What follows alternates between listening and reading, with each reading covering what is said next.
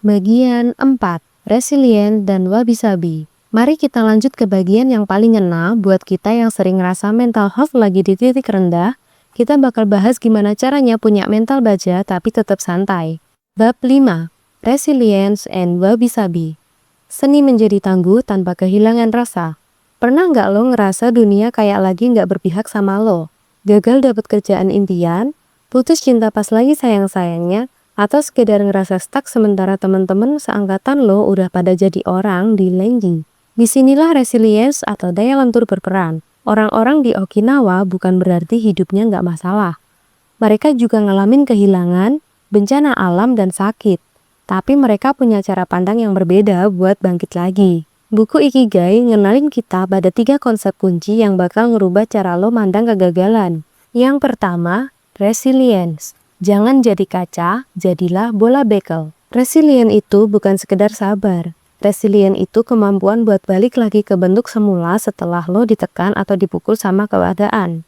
Bayangin kaca, dia keras banget, tapi sekalinya dipukul dia hancur berkeping-keping. Itu adalah gambaran orang yang kaku. Tapi bayangin bola bekel. Makin keras lo banting ke lantai, makin tinggi dia memantul balik. Buat lo yang masih di bawah 30 tahun, jangan takut dibanting sama keadaan.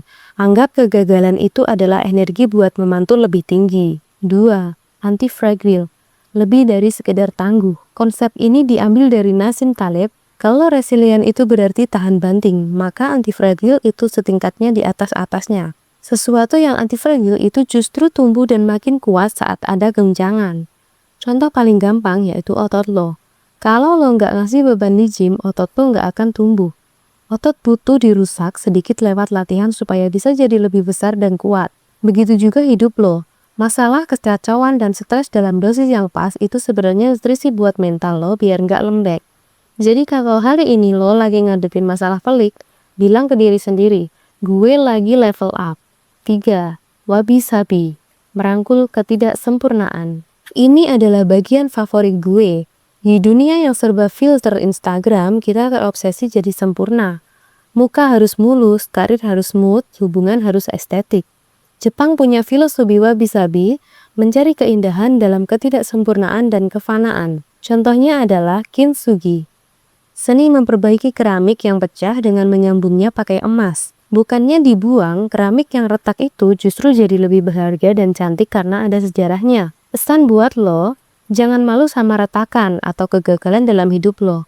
Luka-luka itu yang bikin lo unik dan punya cerita. Hidup berantakan itu manusiawi, dan disitulah letak seninya. 4.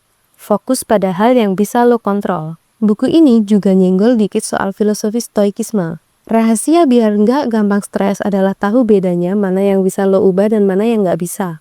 Nggak bisa lo kontrol atau opini orang lain, algoritma medsos, ekonomi global, dan masa lalu. Yang bisa lo kontrol adalah reaksi lo, usaha lo hari ini, apa yang lo konsumsi, makanan dan informasi, dan siapa yang lo ajak temenan. Pas lo berhenti mikirin hal-hal di luar kontrol, energi lo bakal balik dan bakal ngerasa jauh lebih tenang. 5. Ichigo Ichi. Menghargai momen sekali seumur hidup. Pernah nggak lo lagi nongkrong sama temen tapi tangan lo sibuk scrolling HP?